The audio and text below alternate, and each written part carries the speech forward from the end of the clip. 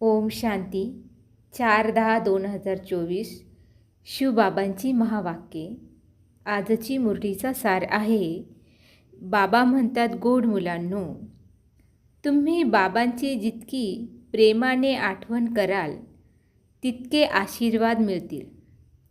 पापे भस्म होत जातील.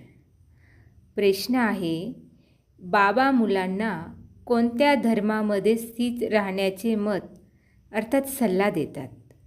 उत्तर आहे, बाबा म्हणतात, मुलांनो, तुम्ही आपल्या विचित्रतेच्या धर्मामध्ये अर्थात बिंदू रूपामध्ये स्थित व्हा. चित्राच्या धर्मामध्ये अर्थात देहाच्या धर्मामध्ये नाही. जसे बाबा विदेही विचित्र आहेत, अशीच मुले देखील विचित्र आहेत. मग इथे चित्रामध्ये अर्थात शरीरामध्ये येतात. आता बाबा मुलांना म्हणतात, मुलांनो, विचित्र बना. आपल्या स्वधर्मामध्ये स्थित व्हा. देह अभिमानामध्ये येऊ नका.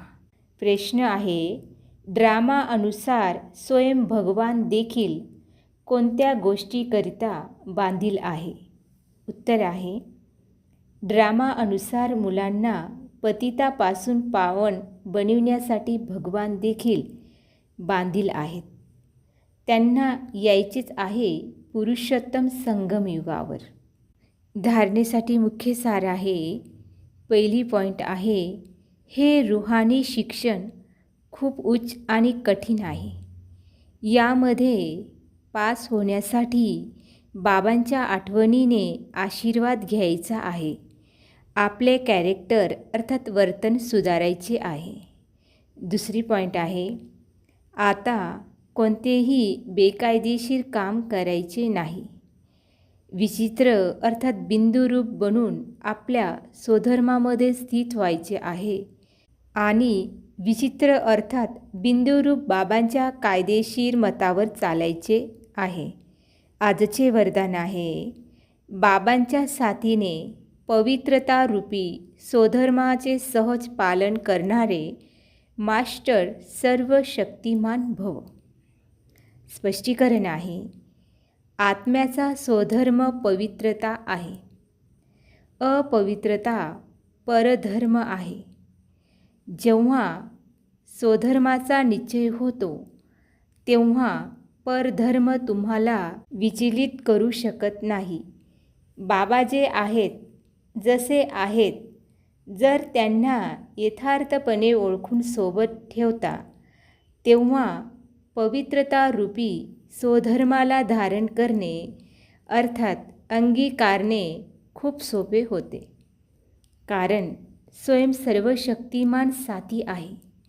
सर्वशक्तिमानची मुले मास्टर सर्वशक्तिमानच्या समोर अपवित्रता येऊ शकत नाही. संकल्पामध्ये जरी माया येत असेल तर जरूर कुठले तरी गेट उघडे आहे किंवा निश्चयामध्ये उणीव आहे. स्लोगन आहे, त्रिकालदर्शी कोणत्याही गोष्टीला एका काळाच्या दृष्टीने पाहत नाहीत. ते प्रत्येक गोष्टीमध्ये कल्याण समजतात. त्रिकालदर्शी कोणत्याही गोष्टीला एका काळाच्या दृष्टीने पाहत नाहीत.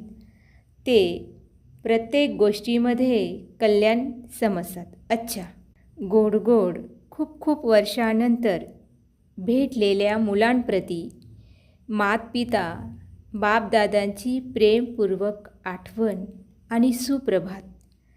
आत्मिक पित्याचा आत्मिक मुलांना नमस्ते. अम्हा आत्मिक मुलांचाही आत्मिक पित्याला नमस्ते. ओम शांती.